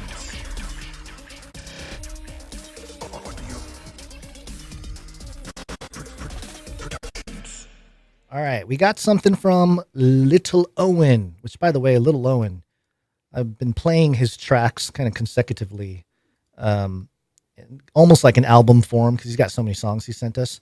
Especially while I work. It's great background music for me. So thank you for that, Little Owen. He says, thanks for all who make Canary Cry News Talk happen. Thanks, Basil and Gons, for your long-term devotion to the work of Christ. I pray strength and refreshing in the Lord for all here. If you don't put your faith in Jesus Christ, please consider doing so. The hour is truly late, and there is only one name you can be saved by. Jesus is coming soon. Words of songs of the song today, taken from 1 Thessalonians 4, verses 13 and 14, and 1 Corinthians 15, verses 51 and 52. Here's a few seconds of that. We'll play the full 3-minute and 30-second song here. I see what you did there, Little Owen. At the end of the show, here's just a taste of it now.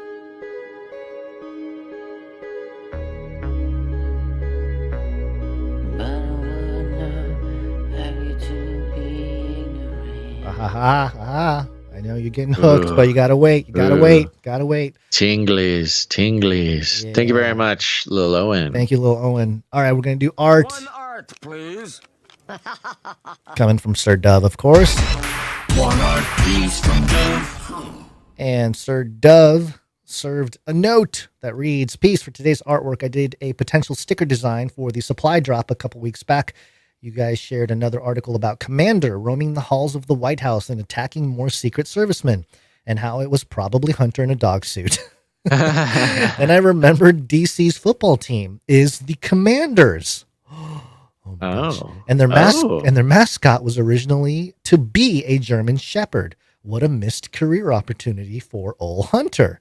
Wait, is that serious? That DC has a football team, and they're the Commanders? Yeah. They changed from the I'm going to say it because we're value for value, the Redskins. Yeah, the Redskins. Yeah, right. Washington Redskins, and then they were the Washington football team for a while, and then they landed on Commanders. I didn't know it was Washington, D.C. For some reason, I always thought it was Washington State. Interesting. Yeah. Okay. That's crazy. When did they change it? Was Biden in office? He might have been. Commander? We need a full research team on this to pull out a timeline. We need to dig into that rabbit hole. I smell some corruption when it comes to naming the D.C. football team after the president's dog. Yeah. But this is hilarious. Thank you, Sir Dove. We've got a sort of a sticker design or a patch design here. It says Washington Commander. It's the gold and the red colors of the team. Washington on the top, Commander down across the bottom. We've got some upside down little Baphomet stars smiling on either side. And in the middle, you've got Ol Hunter himself. What is his name? His real name's like Robert or something. I don't know. But you got Hunter Biden with his half-lidded eyes and his scruff and his methy eyes. Yeah, it's kind of swaggery smile on his face. But he's in a football mascot's costume. He's got dog arms. He's in the big furry costume, and he's holding the head of the mascot under his arm there, and it is Commander. It is Commander. The dog's sort of, or the president's homicidal dog, who has been in so much trouble over the years for attacking up to a dozen Secret Service members. The numbers of victims of this dog are just almost unbelievable. He's protecting the sovereigns. He's for the sovereigns. He's against all this corruption that he sees all around him. Yeah, and of course we've got our own theories about exactly how that's playing out in sort of the occult realm. But thank you very much, Sir Dove. This is an excellent. We'll put this on the list. And if you like the sticker, folks, go join the supply drop by going to Canary Cry Supply Drop or Canary Cry babysittersclub.com. And these stickers, they get printed, they get sent out. People have these all over the country, all over the world even. Yep. All right. Quick microfiction, and then we got to get you out. So let's do it here. Oh, microfictions. Microfiction. Started off with Rung Smash.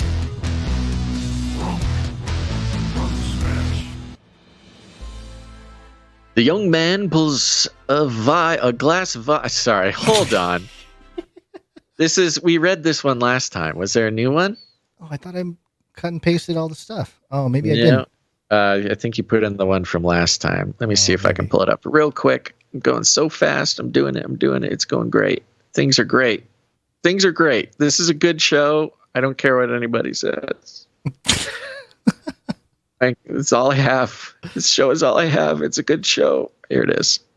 Is this it? Let's see. Nope, we don't have one for today's episode. Stephen S. coming in.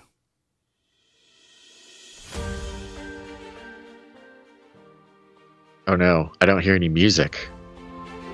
Oh gosh. There we go. Victor Borg 9 hollers over the phone. No, I said jetpacks, not jets, jetpacks. Boss, they're rolling F-16s off the ships. What else am I going to do with them? Victor huffs. Okay, route them to Congonda. Maybe she'll be happy with them. The mystery is solved. We know why the weapons went that way. The microfiction explains so many things of what we've seen over the past few weeks. Of course, this is regarding some stories about weapons from Ukraine showing up in Africa, mixed with the flying 7-foot tall alien attackers in Peru are actually illegal gold mining gang. And again, they were an illegal gold mining gang. I mean, talk about fifth generation warfare. One of the things is not just a cartel, but a cartel of miners. They're not just even your regular criminals. They're just criminally mining gold. Well, you got those kind of miners, and I'm sure we're going to have the other kind of miners. Yeah, under 18 getting around with drones and blowing things up. Talk about a black budget, for sure. All right. Well, thank you to everybody who made this show possible. Sorry, it's a little weird today. Hope you enjoyed it. I sure did. But thank you to all the producers, whether you're one of our executive producers today, our financial producers, our very talented artistic producers, or those who come in and help out with their time. Remember, you can send in any art or music or jingles or microfictions, whatever you do. If you're a creative person, go to canarycry.art to send that in, canarycry.art. If you have an article you'd like us to take a look at for the show, you can go to canarycry.report and send it to us that way. Or if you want to help us out with your time, go ahead and send us an email at canarycryradio@gmail.com. And I want to thank some people who come in who are essential to making this show happen, starting with the Clippies. Clippy on those videos. Thanks. That's right. Go to Canary Cry Clips on YouTube and Odyssey. You'll see a ton of clips, shorter clips. If this, a couple hours of a show is too much for you, you can find anywhere from 1 minute to 20-minute clips over on Canary Cry Clips. Go subscribe, and thank you very much to the Clippies. And that job is made possible by the Timestampers. Timestamp, it's hard work. Timestamp. Yeah, thank you to the Timestampers. They timestamp the show live. It goes into so much of our back-end processes. Very important job, and we're very grateful to Jade Bouncerson for doing the timestamps for episode 658, last episode. Thank you, Jade Bouncerson. Yes. And I'm told we just have an open call right now to Timestampers. So if somebody out there, maybe you love the show, you get value, but times are tough, you don't really have any extra income, or you're not an artist or something, being a Timestamper is a great way to put value back into the show. It's definitely a need we need filled right now. And yeah, it's easy. It's easy. And if you watch the show live anyways, you're there. It's a great way to help out the show. Thank you to Jam for the links. Thank you to Mr. Chris. Yeah, Mr. Chris sent a very interesting little rabbit trail article about some stuff that was, I guess, some ideas proposed 67 years ago that were accidentally confirmed recently. So yeah, good stuff. We might talk about it. We'll take a deeper look. Yeah. Mm-hmm. And thank you. 122go2 is the other guy or gal who sent in links. And they've sent in speaking of fifth generation warfare, the number 2 YouTube video right now, the last few days, the Kyrgyzstan. Kyrgyzstan, he makes the animated science videos and stuff. Very popular. Okay. I can't remember if it's Kyrgyzstan or Kyrgyzstan or whatever. They mention how they're funded by Open Philosophy or Philanthropy. I'm sorry, Open Philanthropy. And the whole thing is the nuke scenario, what happens to presidents, and it kind of poo-poos the idea of we really shouldn't have one guy on either side, either continent, be the only person that has the keys to nuclear, whole nuclear situation and the pressures and all that kind of stuff. Psychological Warfare 101, very popular video, millions of views, all these people sitting through what it would be like to be a president and have the pressures of being in that situation, and then sort of projecting ideas of how we can change that and da-da-da-da-da. But it's its own psychological warfare video, so very interesting. Yeah. Sorry, Well, going that's long, great. but thank you for that. We'll make that available. Yeah. Thank you very much to Clank for doing all your clanky things. Thank you very much. We got your email. Looks great. And other than that, folks, share the show. Share it with your friends. Share it with your family. Share it with your people. People are waking up. People are getting scared. People are like Gonza's brother-in-law says things are getting futury. I don't know what to do. Man. And especially with new COVID stuff coming up, the people's minds, people's hearts, they're open. They're wide open. Thanks to the ongoing psychological operations of our government and other ideologically driven forces in this fifth generation warfare, people's minds and hearts have been cracked open and they are looking for answers. And now is a great time to share the show with them. You can do that by posting on your social media. Word of mouth is always the best way. But you can always figure out something weird, figure out something funky. Some people like to do things the hard way. And one very difficult way you could share the show is by getting very good at drones. Get a drone. Here's the thing, folks. Drones, they're not as hard as they look. People talk about them like they're some sort of revolutionary technology. We've learned from the Jalisco New Generation cartel that they're basically just a skull with butter knives attached to it. So go ahead, go to your kitchen, get some butter knives, go get that skull you've had attached to the skeletons in your closet, and build yourself a drone. Start flying that sucker around, and then inevitably... Are those propellers on that logo? I get it now. I thought they were butter knives, but there was the propellers of the drone. Okay, it's propellers, all Johns, right, but that makes they're sense. made of butter knives, and so everybody can just build their own drone, become some sort of I don't know, elite criminal gang that's funded to have. Yeah, don't do crime. Only do good. But here's the Vigilante. thing. Yeah. Whereas the Jalisco New Generation gang has a squadron of dudes attaching explosives to drones and flying them into other people's houses, you can attach a podcast to the drone. How? You'll figure it out. You're a smart kid. Go ahead, put a podcast on a drone and fly that directly into your favorite normie's house. Don't hurt the house. Find an open window and just kind of hover outside the window and turn up the podcast really, really loud so they don't have to hear the zzz. You got to drown out the buzzing of the super sneaky drone that you've placed maybe outside their window, maybe up above their chimney so you can play the podcast down through their fireplace, maybe follow their car around while they're driving around with the windows down during the summer. All sorts of ways to get close to people and start playing this podcast in public, folks. I believe in you. You'll figure out a way. We like to call it rattling cages, but if you need any other instructions, here's what you do. You walk right up to them, grab them by the cage, and then you shake it. The end of the world occurred pretty much as we had predicted. I want to shake things up, stir up some controversy, rattle a few cages. Hey, stop that! You'll never silence me. I'm the last angry man, a crusader for the little guy. Leave the bird alone. Never. Rattle a few cages. Rattle a few cages. The human race will have every opportunity to improve. And if they don't? Ask Noah. Yes, ask Noah. That's right. Gons, you got any last words?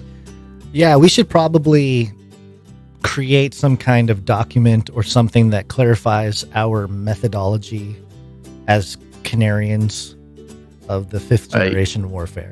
Because, we probably want to be clear about what we mean when we're telling people make sure that the FBI, the CIA don't think we're starting some sort of militia. Right. Yeah, like an actual drone militia. Yeah, we don't want anything to do with the fourth generation warfare. We'll stick to the fifth, I suppose. Yeah, and we're more we're teaching defense tactics is what we're doing. Sure. Yeah, that's those are good lines. Yes, defending is always fifth. We are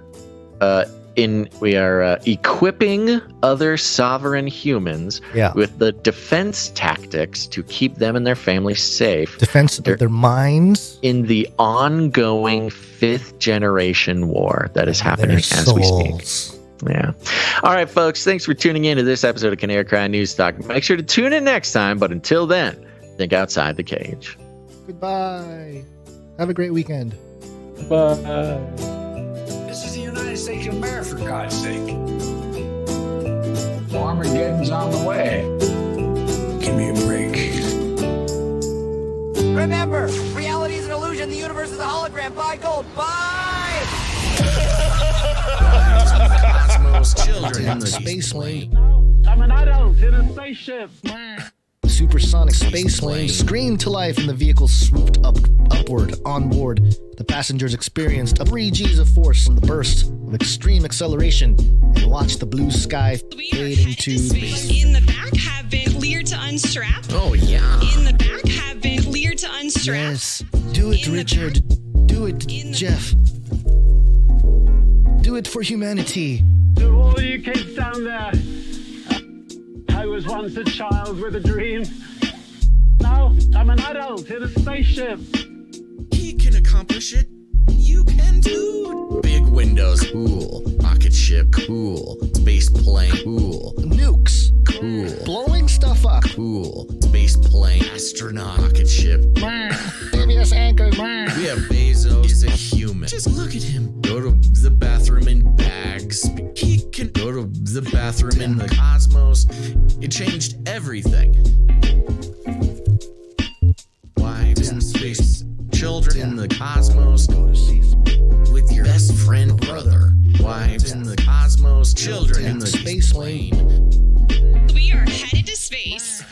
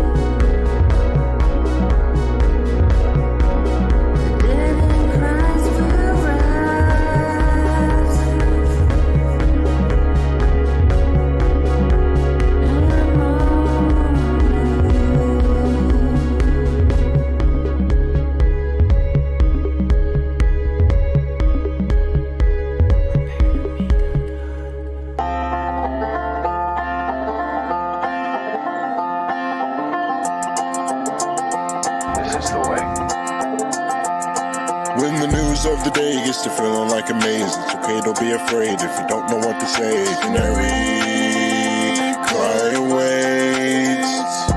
When your brain's in a haze and a headline days, come on, I head my way, I can help you out the cage. Canary, cry awaits. Canary, cry awaits. Oh, canary, cry awaits. Oh, the world's changing every day, each and every way you turn. There's another thing to learn. Reading in between the lines, thanking Jesus for our lives and eyes to see His glory shining like the sun. Run the race until it's done. Come on, everyone. Canary, cry awaits. Oh, canary, cry awaits. When your brain's in a haze and a headline days, come on, I had my way, I can help you out the cage. Canary, cry away. Bye, bye, bye, bye. I'm out of here, bye. Canary cry, that's support.